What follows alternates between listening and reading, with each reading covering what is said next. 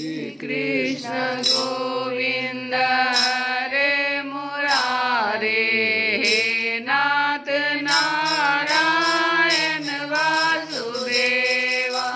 श्री कृष्ण गोविंद हरे मुरारे, हे नाथ नारायण वासुदेवा।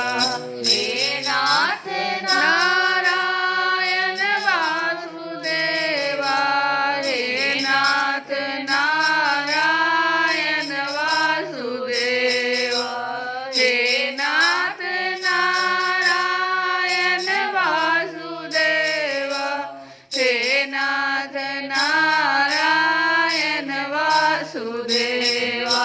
श्री कृष्ण गोविंद हरे मुरारी, हे नाथ नारायण वासुदेवा। राम हरे राम, राम राम हरे हरे, हरे कृष्ण कृष्ण कृष्ण हरे हरे, हरे राम राम, राम राम हरे हरे, हरे कृष्ण कृष्ण कृष्ण हरे हरे, हरे राम राम, राम राम हरे हरे, हरे कृष्ण कृष्ण कृष्ण हरे हरे। श्री कृष्ण। हम लोग कल की कथा में सुन रहे थे कि भगवान धनुष को क्या किए? तोड़ दिए। धनुष के टुकड़ों को उठा करके उन्हीं से उन सबों का काम तमाम कर दिए जो लोग असुरों की तरफ से, कंस की तरफ से जो सेना जो भेजी गई थी, सबका संहार कर दिया। इसके बाद वे यज्ञशाला के प्रधान द्वार से होकर बाहर निकल आए और बड़े आनंद से मथुरापुरी की शोभा देखते हुए विचरने लगे। जब नगरवासियों ने दोनों भाइयों के इस अद्भुत पराक्रम की बात सुनी और उनके तेज साहस तथा अनुपम रूप को देखा, तब उन्होंने यही निश्चय किया कि हो न हो ये दोनों कोई श्रेष्ठ देवता हैं। देवता होने के लिए 3 गुण, तेज भी होना चाहिए, साहस भी होना चाहिए और अनुपम रूप। इस प्रकार भगवान श्री कृष्ण और बलराम जी पूरी स्वतंत्रता से मथुरापुरी में विचरण करने लगे। जब सूर्यास्त हो गया तब दोनों भाई ग्वाल वालों से घिरे हुए नगर से बाहर अपने डेरे पर जहाँ छकड़े थे लौट आए। तीनों लोकों के बड़े बड़े देवता चाहते थे कि लक्ष्मी हमें मिले, परंतु उन्होंने सबका परित्याग कर दिया और न चाहने वाले भगवान का वरण किया। उन्हीं को सदा के लिए अपना निवास स्थान बना लिया। मथुरावासी उन्हीं पुरुष भूषण भगवान श्री कृष्ण के अंग अंग का सौंदर्य देख रहे हैं। उनका कितना सौभाग्य है। ब्रज में भगवान की यात्रा के समय गोपियों ने विरहातुर होकर मथुरावासियों के संबंध में जो जो बातें कही थी वे सब वहाँ अक्षरशः सत्य हुई। सचमुच वे परमानंद में मग्न हो गए। फिर हाथ पैर धोकर श्री कृष्ण और बलराम जी ने दूध से बने हुए खीर आदि पदार्थों का भोजन किया और कंस आगे क्या करना चाहता है इस बात का पता लगाकर उस रात को वहीं आराम से सो गए। जब कंस ने सुना कि श्री कृष्ण और बलराम ने धनुष तोड़ डाला, रक्षकों तथा उनकी सहायता के लिए भेजी हुई सेना का भी संहार कर डाला और यह सब उनके लिए केवल एक खिलवाड़ ही था, इसके लिए उन्हें कोई श्रम या कठिनाई नहीं उठानी पड़ी। तब वह बहुत ही डर गया। उस दुर्बुद्धि को बहुत देर तक नींद न आई। उसे जागृत अवस्था में तथा स्वप्न में भी बहुत से ऐसे अपशकुन हुए जो उसकी मृत्यु के सूचक थे। जागृत अवस्था में उसने देखा कि जल या दर्पण में शरीर की परछाई तो पड़ती है।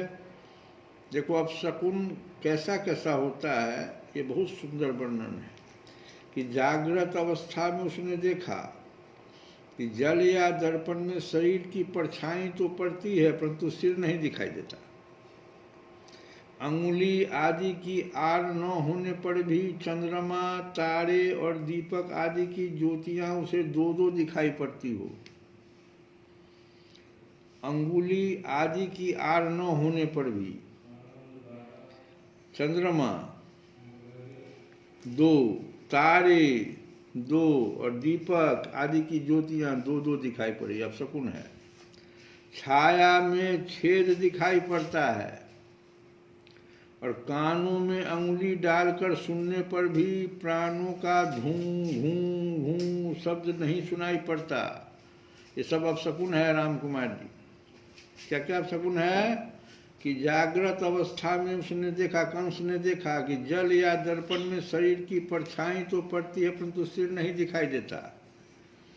अंगुली आदि की आड़ न होने पर भी चंद्रमा, तारे और दीपक आदि की ज्योतियां उसे दो दो दिखाई पड़ती हो, अपशकुन है। छाया में छेद दिखाई पड़ता हो, अपशकुन है। और कानों में अंगुली डालकर सुनने पर भी प्राणों का घूं घूं शब्द नहीं सुनाई पड़ता। वृक्ष सुनहले प्रतीत होते हैं और बालू या कीचड़ में अपने पैरों के चिन्ह नहीं दिख पड़ते। ये हुआ जागृत अवस्था का अपशकुन। अब कंस ने स्वप्नावस्था में देखा वह प्रेतों के गले लग रहा है, गधे पर चढ़कर चलता है और विष खा रहा है। उसका सारा शरीर तेल से तर है। गले में जपा कुसुम कहते हैं अड़हुल को, तो गले में जपा कुसुम की माला है। अड़हुल की माला गले में अच्छा नहीं है, कोई स्वप्नावस्था।